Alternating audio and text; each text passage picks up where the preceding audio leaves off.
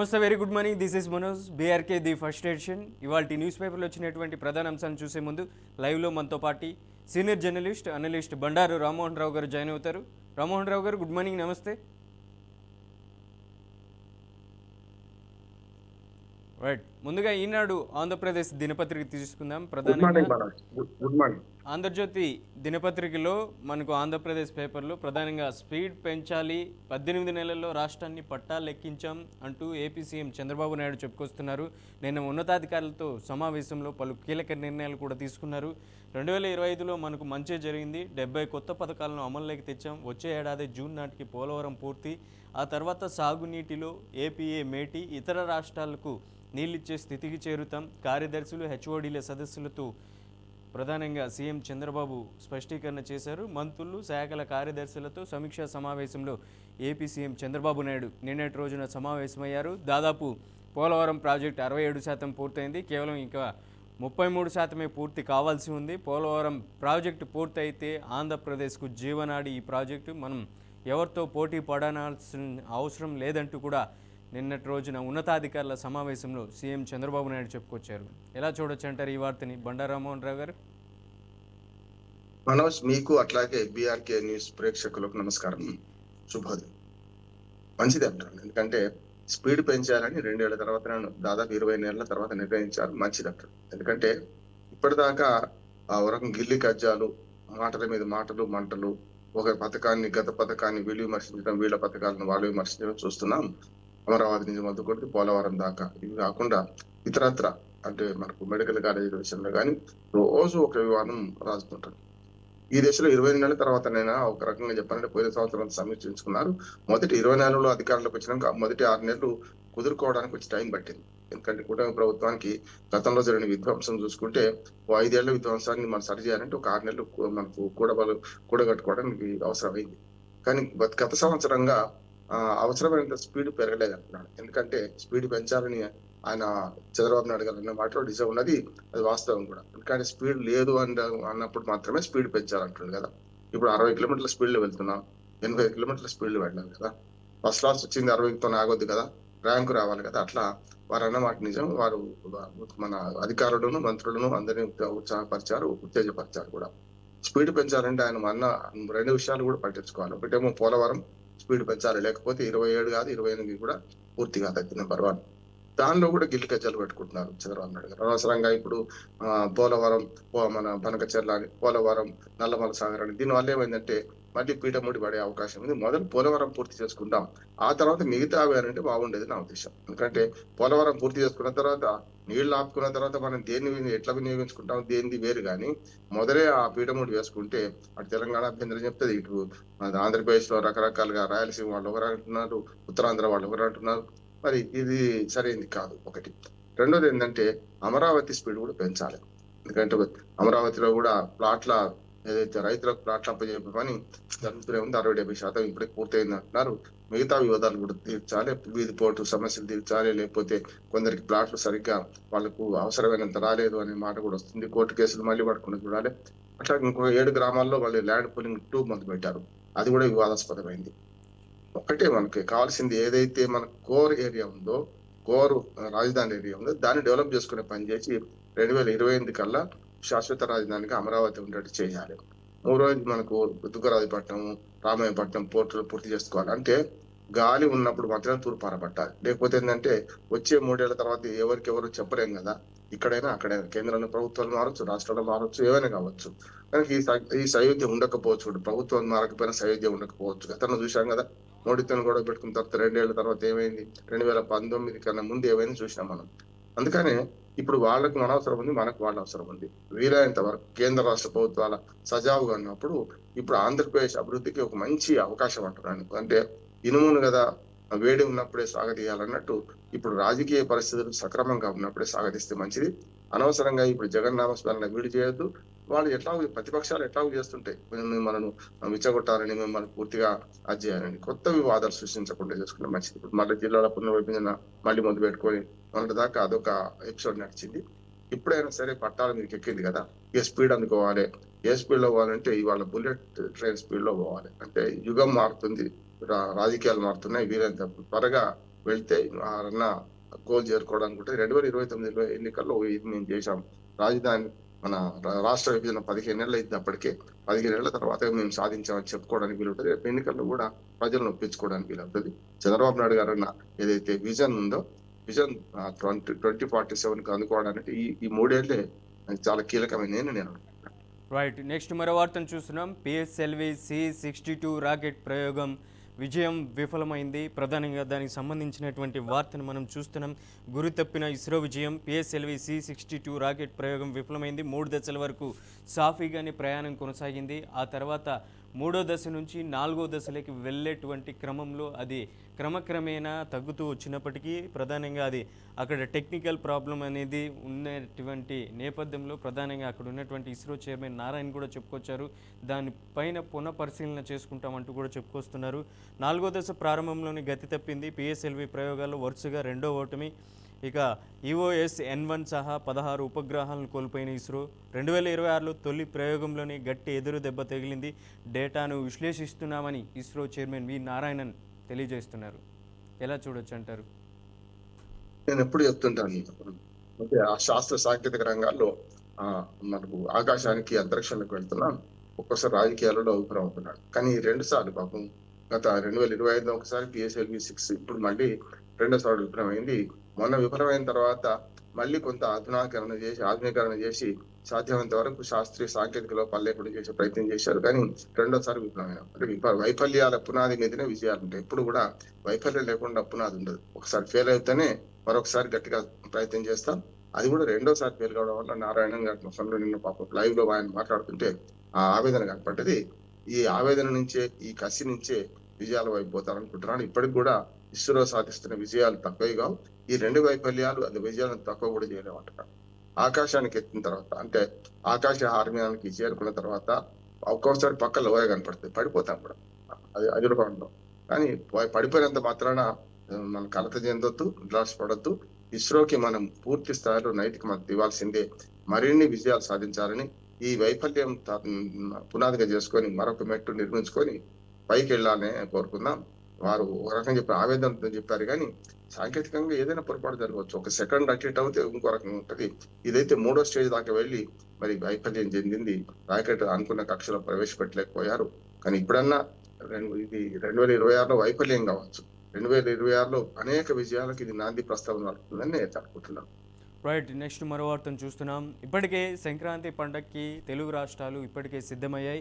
ప్రధానంగా సంక్రాంతి పండగ అంటేనే గుర్తుకొచ్చేది గోదావరి జిల్లాలు. అలాంటి గోదావరి జిల్లాలో కాకినాడ, రాజమండ్రి, అమలాపురం, టోటల్ ఓవరాల్గా భీమవరం నుంచి గాజువాక ఇటు వైజాగ్ వరకు మొత్తం కోడిపందాలకి సిద్ధమవుతున్నారు. మనకు దానికి సంబంధించినటువంటి వార్తను కూడా చూస్తున్నాం. కోట్లల్లో బరి గీసి 3 కోట్ల వరకు ఖర్చు పెద్ద బరికి. ప్రధానంగా జిల్లాలో కోడి పందాలకు అంతా రెడీ. కోట్ల ఖర్చుతో 100 బరులు, అతిథుల రూమ్లకు 30 లక్షలు, రకరకాల విందు భోజనాలకు 50 లక్షలు, మద్యానికి 20 నుంచి 30 లక్షల వరకు, కత్తులకి 5 లక్షల వరకు ఖర్చు, షామియానాలు, సెక్యూరిటీ, బౌన్సర్లు, లైట్లు, ఏసీలు, జనరేటర్లకు లక్షల్లోనే ప్రధానంగా కేటాయిస్తున్నారు. కోతాటకు వేలం, అక్కడే గుండాట, బరిని బట్టి పోలీసులు లక్షల్లో ముడుపులు కూడా. సంక్రాంతి పండుగ కోడి పందాలకు ఉమ్మడి గోదావరి, కృష్ణా, గుంటూరు జిల్లాల్లో బరులు సిద్ధమయ్యాయి. ఉమ్మడి గోదావరి జిల్లాలోని ఈ ఏడాది వందలాది బరులు ఏర్పాటు చేశారు. ఒకప్పుడు ఒక గ్రామంలో కోడి పందెం బరి నిర్వహిస్తే అది చుట్టుపక్కల గ్రామాలకే పరిమితమయ్యేది. ఇప్పుడు టోటల్ ఓవరాల్గా కోనసీమలో కోడి పందాలకి సిద్ధం చేశారు. ఇప్పటికే ఏపీ హైకోర్టు కూడా సూచించింది కోడి పందాలు నిర్వహించకూడదు అనేసి కూడా చెప్పుకొస్తుంది. మరోవైపు పోలీసులు కూడా ఇప్పటికే అక్కడ ఉన్నటువంటి వాళ్ళని అడ్డుకునేటువంటి ప్రయత్నం కూడా చేస్తారు. ఎలా చూడొచ్చు అంటారు బండారు రామ్మోహన్ రావు గారు ఈ వార్తని? ఉల్లాసం, ఉత్సాహం ముందు ఈ నిషేధాలు ఇవన్నీ పనిచేస్తున్నారని మనకు అర్థమవుతుంది. సంక్రాంతి పండుగ శోభ సంతరించుకోవాలంటే ఖచ్చితంగా కోళ్ల బారు ఉండాల్సిందే, పేకాట ఉండాల్సిందే అని ప్రజల ఆ మనోభావాలు మారినాయి. ఒకనాడు మీరు అన్నట్టు చిన్న భార్య ఎక్కడన్నా మామిడి తోటలో అట్లా తీసుకుంటే దాన్ని వచ్చి చెడగొడితే మళ్ళీ తయారు చేసుకుంటా కష్టమైంది. అట్లా కాదు, ఇప్పుడు కోర్టు హెచ్చరిస్తుంది, సుప్రీంకోర్టు ఆర్డర్ ఇచ్చింది, హైకోర్టు హెచ్చరిస్తుంది. కింది కోర్టులు తప్పంటున్నాయి, కేసులు జరుగుతూనే ఉన్నాయి. కేసులకి ఉత్సాహంగా జరుగుతుంది. కనుక ఏదైనా సరే ఇప్పుడు దాన్ని నిషేధించి ఆపలేమని మనకు అర్థమైంది. గతంలో జల్లికట్టు విషయంలో కూడా సుప్రీంకోర్టు చెప్తే జల్లికట్టు నిషేధించగలిగిన లేదు కదా. దీన్ని కూడా నా ఉద్దేశం ఏంటంటే మంచి చెడ్డో ఇప్పుడు గుండాట కానీ లేకపోతే కోడి కత్తులు కట్టడం కానీ, లేకపోతే వాటికి మద్యం తాగించడం కానీ ఇట్లాంటివన్నీ చేయకుండా పెద్దగా బెట్టింగ్ లేకుండా చేస్తే బాగుంటదని మనందరి ఆశ. కానీ బెట్టింగ్ లేకపోతే మజా ఏమున్నది? పేకాట డబ్బులు పెట్టి ఆడితేనే మజా కదా అని వాళ్ళు అనుకుంటున్నారు. అందుకని 3 క్లబ్‌ల వాళ్ళు మన హైకోర్టుకెళ్తే హైకోర్టు కూడా అన్నది, డబ్బులు పెట్టకుండా మీరు ఆడుకోండి. స్కిల్డ్ గేమ్ అంటున్నారు కదా, ఆడుకోండి గానీ డబ్బులు పెట్టొద్దని. దీనివల్ల ఏమవుతుందంటే సమాజంలో పెద్ద అనర్థాలు జరిగేది. మొదలు చాలా ధనవంతులు పేదవాళ్ళు అయిపోతున్నారు వెంటనే. 10 ఎకరాలు 12 ఎకరాలు ఉన్న ఆసామి కూడా కోట్ల రూపాయలు పందెం కాసి పందెం కోళ్ల మీద అక్కడే బీదోడు అవుతున్నాడు, లేకుంటే అక్కడే శ్రీమంతుడు అవుతున్నాడు. 2 అవుతున్నాడు. లాటరీలో ఒక లాటరీ లక్షల మంది నష్టపోతే ఒక్కడికి దక్కినట్టు ఇది కూడా జరుగుతుంది. అట్లాగే దీన్ని నా ఉద్దేశం ఏంటంటే కొంచెం కొంత సుప్రీంకోర్టు కానీ హైకోర్టు కానీ ఆలోచన చేసి, ప్రభుత్వం కూడా ఆలోచన చేసి, ఎట్లాగో తప్పడం లేదు కదా, దాన్ని కొంచెం లీగలైజ్ చేసే ప్రయత్నం చేస్తే ఎట్లా ఉంటుంది అంటే మధ్య మార్గం అని నేను అనుకుంటున్నాను. అయితే రెండోది ప్రభుత్వానికి కూడా ఆదాయం వస్తుంది. దీనికి మొత్తం నిషేధిస్తే లాభం లేదు, నిషేధించి ఆగడం లేదు కదా. కాకపోతే అక్రమంగా చేయడం వల్ల పోలీస్ అధికారులు లాభపడుతున్నారు, రాజకీయ నాయకులు లాభపడుతున్నారు. దీని నిర్వాహకులు అంతా కలిసి తాగేవాడే కడతారు తాళ్ళ పండి అన్నట్టు ఎవరైతే పందెం కాస్తున్నారో వాళ్ళు కదా, పందెం రాయుళ్ళు కదా నష్టపోయేది అంటున్నాను నేను. అంటే అందుకని ప్రభుత్వం కొంచెం దీన్ని మధ్య మార్గం చేస్తే బాగుండేది. ఇది జరుగుతుంది, ఇంక 2 రోజులు అయిపోతుంది కూడా. అంటే ఈ వారం అంతా కోళ్ల పందాలు జరుగుతూనే ఉంటాయి, పేకాట్లు జరుగుతూనే ఉంటాయి. బరువులు ఎన్ని నాశనం చేసినా మళ్ళీ కొత్త బరువులు వస్తూనే ఉంటాయి. రెడీ పెట్టుకున్నారు. ఒకటి పోయిందంటే ఇది ఆల్టర్నేటివ్ ఇంకో దగ్గర. దీనిలో ఉల్లాసం ఉంది కాదంటే, కానీ ఉత్సాహం ఆత్మహత్యలకు దారి తీయొద్దు, ఆస్తులు పోగొట్టుకోవద్దు అని మనం పందెం రాయుడు విజ్ఞప్తి చేద్దాం. ఆనందంగా గడపండి, అనవసరంగా నష్టపోకండి అని మనం విజ్ఞప్తి చేద్దాం. రైట్. నెక్స్ట్ మరో వార్తను చూద్దాం. ప్రధానంగా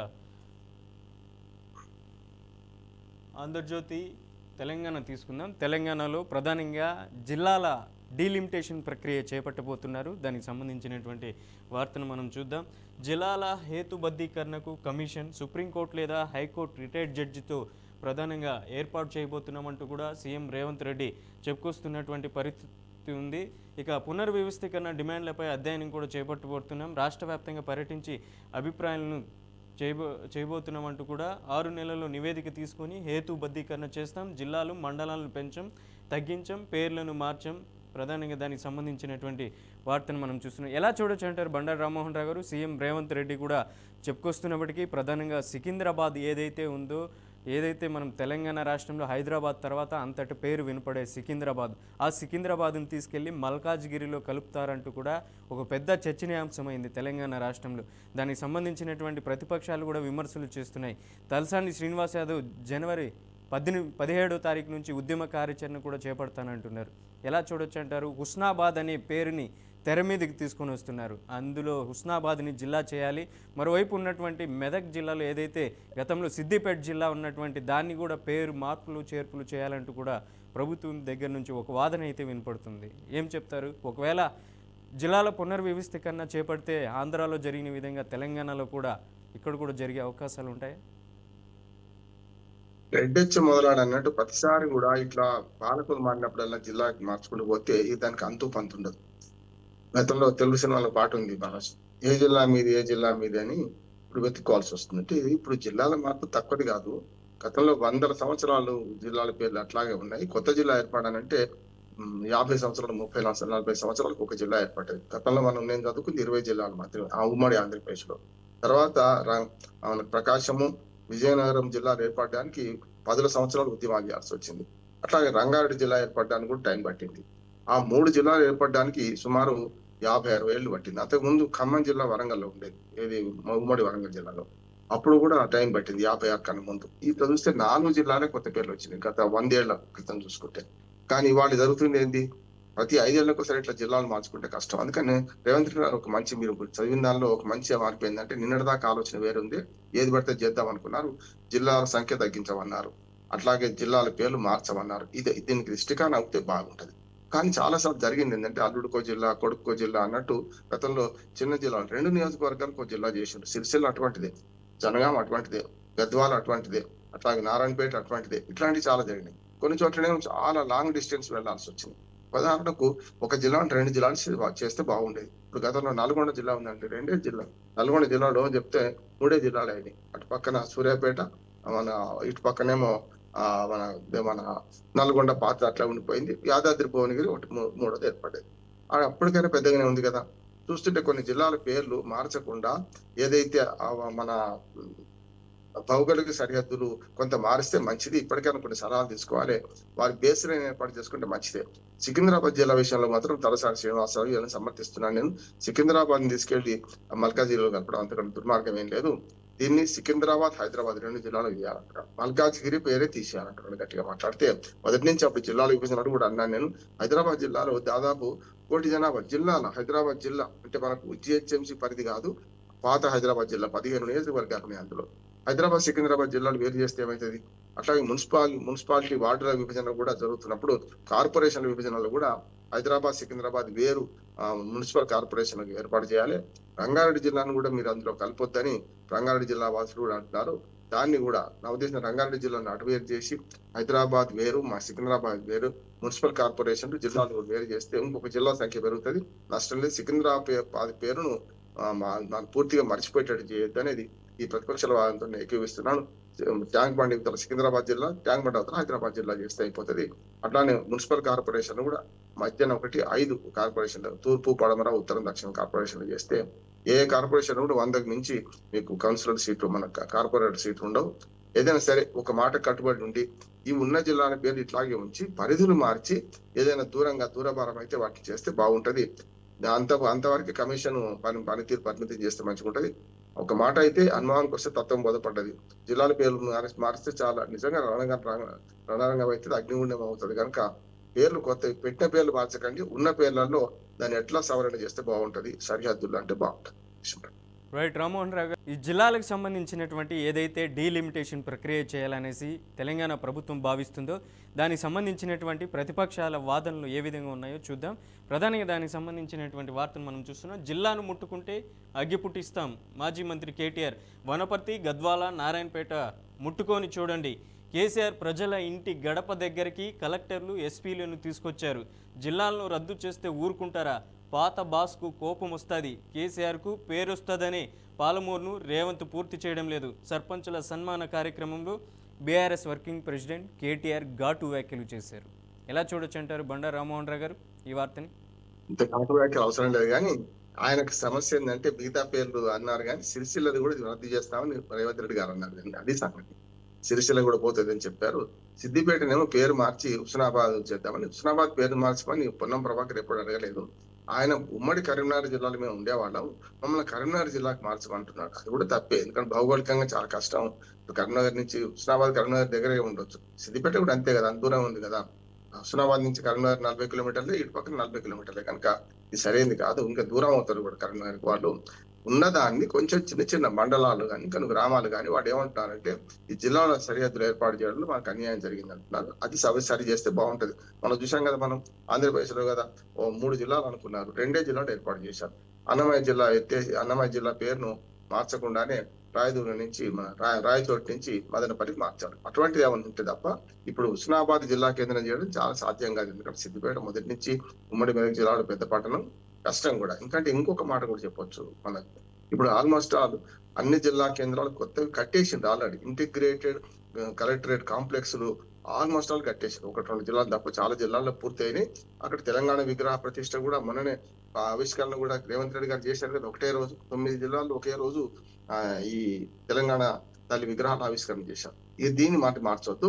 సరిహద్దులను ఏమైనా మార్పు ఉంటే చేయొచ్చు. ఈ అగ్నిగుండం అవుతుంది ఇట్లా హెచ్చరించడం కరెక్ట్ కదా. ఆయన జిల్లా సిరిసిల్ల జిల్లా మారుస్తారనగానే ఆవేశం వచ్చింది, మాట్లాడారు. అది కూడా మార్చొద్దు అంటారు. సిరిసిల్ల జిల్లా కూడా మార్చొద్దు, సరిహద్దులు మార్చితే మంచిది. ఇక రెండోది ఏంటంటే ఆయన రేపు పొద్దున ఈ సికింద్రాబాద్, హైదరాబాద్ విషయంలో కూడా మరి కొంత తలసాని శ్రీనివాసరావు వీళ్ళు మాట్లాడుతున్నారు. సికింద్రాబాద్ ఖచ్చితంగా జిల్లా కేంద్రం చేయాలి. సికింద్రాబాద్ మున్సిపల్ కార్పొరేషన్ గా వేరుగా ఉండాలి. హైదరాబాద్ మున్సిపల్ కార్పొరేషన్ ఎట్లా ఉంటుందో రేపు సికింద్రాబాద్ కూడా 4 కానీ 5 విభజించినప్పుడు చేయాల్సిన అవసరం ఉన్నది. పార్టీ శ్రేణులను ఉత్సాహపరచడానికి ఎట్లా మున్సిపల్ ఎలక్షన్స్ వస్తున్నాయి కదా, దానికోసమే మొన్న ఎన్నికైన సర్పంచులను సన్మానించే కార్యక్రమంలో ఆయన మాట్లాడారు. వాళ్ళ ప్రయత్నాలు వాళ్ళు చేసుకుంటారు. కానీ డిలిమిటేషన్ వచ్చినప్పుడు అందరి అభిప్రాయాలు తీసుకుంటే బాగుంటది, ప్రభుత్వం కూడా పునరాలోచించుకుంటే బాగుంటది అని ఆయన సలహా ఇస్తే మంచిది అంటున్నాడు. రైట్. నెక్స్ట్ మరో వార్తను చూస్తున్నాం. ఏదైతే 2 రాష్ట్రాల మధ్య నీటి వివాదం కొనసాగుతున్నటువంటి నేపథ్యంలో ప్రధానంగా సుప్రీంకోర్టుకి వెళ్ళినటువంటి పరిస్థితి ఉంది తెలంగాణ రాష్ట్ర ప్రభుత్వం నీటి జలాల విషయంలో. దానికి సంబంధించినటువంటి వార్తను చూసినా పోలవరం నల్లమల్ల సాగర్పై తెలంగాణ పిటిషన్ వెనక్కి తీసుకోవాలంటూ సుప్రీంకోర్టు సూచించింది. ప్రధానంగా సుప్రీంకోర్టు ఆదేశంతో ప్రభుత్వం కీలక నిర్ణయం. సివిల్ సూట్ దాఖలు చేయాలన్న ధర్మాసనం త్వరలో దాఖలు చేస్తామన్న ఆ రాష్ట్ర న్యాయవాది. దీనిని జల వివాదంగా పేర్కొన్న ధర్మాసనం మహారాష్ట్ర కర్ణాటకతోనూ లింకు ఉందని ప్రధానంగా అక్కడ ఉన్నటువంటి సుప్రీంకోర్టు వెల్లడించింది. ఈ వార్తని ఎలా చూడొచ్చు అంటారు? ఇది చాలా విమర్శల పాలవుతుంది. పోయిన వారం నేను ఊహించిన పోయిన వారమే అడ్వకేట్ చెప్పాను. కేసు గురించి ఇది 31 కింద వేసుకోవడం కరెక్ట్ కాదు, క్రిమినల్ మన పిటిషన్ వేసుకోవడం కరెక్ట్ కాదు, సివిల్ కేసు వేయాల్సి ఉండే అని పోయిన వారమే. నిన్న తీర్పు ఇవ్వక ముందే, నిన్న తీర్పు కూడా ఏం కాదు, ఒక సలహా ఇచ్చింది నిన్న రాష్ట్ర ప్రభుత్వానికి. పోయిన వారం ఏ సలహా ఇచ్చింది అదే సలహా ఇచ్చింది. ఆనాడే విత్డ్రా చేసుకొని వేస్తే బాగుండేది. వారం రోజులు టైం మిగిలేదు మనకు. అంటే గత జల సేతు బంధనం అంటే నీళ్లు కిందకి వెళ్ళిపోయిన తర్వాత మళ్ళీ ఆలోచించినట్టే ఉన్నది.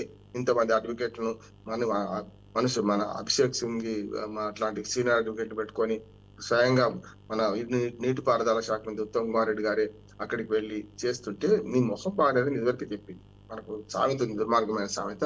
నేను చీర బాగాలేదనే సామెత, దాన్ని నేను ఏమంటున్నానంటే ముఖం బాగాలేదంటే మా కొత్తంగి దొడుకొచ్చినట్టు ఉన్నది. కొత్తంగి దొడుకున్నా ముఖం బాగాలేనప్పుడు దాన్ని బాగు చేసుకోలేం కదా. అందుకని ఎట్లా ఉంటే వంకర ఉంటే చక్కగా ఉంటుంది. ఇది వంకర ఉన్నది, కరెక్ట్ కాదు. మీరు సరైన పిటిషన్ వేయలేదు. ఆ సివిల్ కేసు 130 కింద వేసుకొని నిబంధన కింద అన్నారు. ఇది మరోసారి పీఠముడి పడే అవకాశం ఉన్నది. పోయినసారి ఆ సలహా ఇచ్చినప్పుడు చేస్తే అయిపోయేది. ఇప్పుడైనా సరే హైకోర్టు సలహాను అనుసరించి కేసు విత్డ్రా చేసుకున్నారు. ఇప్పుడు విత్డ్రా చేసుకోవడం కరెక్ట్ కాదు ఆనాడు అని వీళ్ళు అంటున్నారు. ఇప్పుడు ఏది మన బీఆర్ఎస్ వాళ్ళు. మరి ఆనాడు కూడా సుప్రీంకోర్టులో పరిష్కారం దొరుకుతానికి కేసు విత్డ్రా చేసుకుంది కదా అప్పుడే గవర్నమెంట్. అందుకని వీళ్ళని వాళ్ళు విమర్శించుకోవడం కాదు. ఆ సుప్రీంకోర్టు ఒక మంచి సూచన ఇచ్చింది మనం. ఏమనంటే, మీరు అమికేబుల్ సెటిల్మెంట్ చేసుకోండి, కోర్టుల ద్వారా పరిష్కారం కావు నీటి వివాదాలు, మేము నిపుణులం కాదు అనేది. కనుక కేంద్ర ప్రభుత్వం వేసిన కమిటీ ఒకటి ఉన్నది. 15 మంది సభ్యులతో కమిటీ వేసింది. అందులో కేఆర్ఎంబి, జిఆర్ఎంబి చైర్మన్లు ఉన్నారు. అట్లాగే 2 రాష్ట్రాల నుంచి ఉన్నారు, ఇంజనీర్లు ఉన్నారు, ఇతర నిపుణులు ఉన్నారు. ఇక్కడ వీళ్ళ వాదన వినిపిస్తే మంచిది అంటున్నారు. నిన్న చంద్రబాబు నాయుడును అట్లాగే రేవంత్ రెడ్డి గారు 2 రాష్ట్రాల ముఖ్యమంత్రులు దీన్ని అమికేబుల్ సెటిల్మెంట్ చేసుకుందాం, పెంచొద్దని చంద్రబాబు నాయుడు గారు అన్న ప్రతిపాదనకు రేవంత్ రెడ్డి గారు అంగీకరించారు. ఇది బెస్ట్ అంటున్నాను. ఈ 2 రాష్ట్రాల ముఖ్యమంత్రులు కూర్చొని మాకేంటి మీకేంటి అని మాట్లాడుకొని మిగులు జలాలు ఏమిటిది అవన్నీ చూసుకొని ఒక అంగీకారానికి వస్తే అదే ఫిక్స్ చేస్తారు కదా. ట్రిబ్యునల్ ఏమో పంచాయతీ పెంచాలి కదా. ఇప్పుడు భార్యాభర్తలు ఒకటైన తర్వాత మధ్యవర్తి ఏం చేస్తాడు, ఇదే అంతే.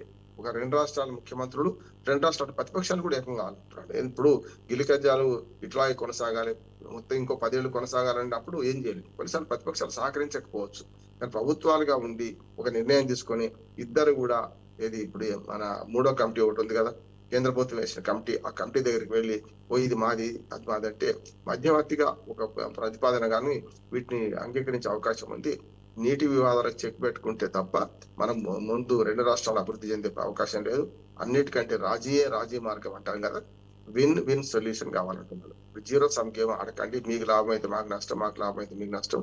ఇంకోటి, ప్రతిపక్షాలు అధికార పక్షానికి ఎట్లా పొరపక్షాలు ఉంటాయి. ఏది చెప్పినా రామ అంటే భూత్ అంటే ప్రతిపక్షాలు. కనుక ఆ విషయంగా 2 రాష్ట్రాల ముఖ్యమంత్రులు కనుక ప్రయత్నం చేస్తే తప్పక సక్సెస్ అవుతుంది అంటున్నా నేను. నీటి వివాదం ప్రజల మధ్య వివాదంగా సృష్టించకండి, భావోద్వేగాలను భావోద్రేకాలుగా మార్చకండి. నీటి వివాదం కానీ నీరు, నిప్పు ఇవన్నీ కూడా మంటలు రేపుతాయి. ప్రకృతి విపత్తి ఎట్లా ఉంటుందో ఇప్పుడు ఇది మానవుడు పెట్టుకునే విపత్తి. కనుక దీన్ని సరైన విధంగా పరిష్కరిస్తే తప్పనిసరి అవుతుంది. మనసుంటే మార్గం ఉంటుంది. రైట్. నెక్స్ట్ మరో వార్తను చూస్తున్నాం. వెనుజువెలా అధ్యక్షుడు నేనే అంటూ డొనాల్డ్ ట్రంప్ చెప్పుకొచ్చారు. ఇప్పుడే ప్రధానంగా ఆయన 14వ 15వ అమెరికా అధ్యక్షుడిగా కొనసాగుతున్నటువంటి పరిస్థితి ఉంది. మనం చూస్తున్నాం. దానికి సంబంధించినటువంటి ఏదైతే వెనుజువెలా తాత్కాలిక అధ్యక్షుడు తానేని ప్రకటించుకున్నారో ఆ తర్వాత ట్రూత్ సోషల్లో ఆయన తన ఫోటోను ఉంచి దానిపై వెనుజువెలా తాత్కాలిక అధ్యక్షుడు అని క్యాప్షన్ కూడా పెట్టుకున్నారు. జనవరి 2026 నుంచి ఆయన తాత్కాలిక అధ్యక్షుడిగా ఉంటున్నట్లు కూడా పేర్కొన్నారు. తర్వాత మనం ప్రధానం చూస్తే అమెరికా 45వ 47వ అధ్యక్షుడిగాను డెసిగ్నేషన్ ఉంది. ఈ నెల మొదట్లో వెనుజువెలాపై దాడి చేసి ఆ దేశ అధ్యక్షుడు నికోలస్ మాదురోను బంధించి అమెరికాకు తీసుకొచ్చిన సంగతి తెలిసిందే. అక్కడ తాత్కాలిక అధ్యక్షురాలిగా కూడా ఉపాధ్యక్షురాలిగా డెల్సీ రోడ్రిగ్జ్ బాధ్యతలు కూడా చేపట్టారు. ఆ తర్వాత మనం చూస్తున్నాం ప్రధానంగా ఆయన చేసినటువంటి ఏదైతే ఆ క్యాప్షన్ పెట్టారో దాన్ని ప్రజాశాంతి పార్టీ అధ్యక్షుడు కేఏ పాల్తో పోలుస్తున్నారు. చాలా వరకు ట్విట్టర్ అలాగే సోషల్ మీడియాలో కూడా పెద్ద ఎత్తున కామెంట్లు వినపడుతున్నాయి. ఈ వితండవాదాన్ని ఎలా చూడాలంటారు బండా రామ్మోహన్ రావు గారు? నారాజు మనం 6-7 నెలలుగా మనం రోజు మాట్లాడుకుంటున్నాం, చూస్తున్నాం కదా.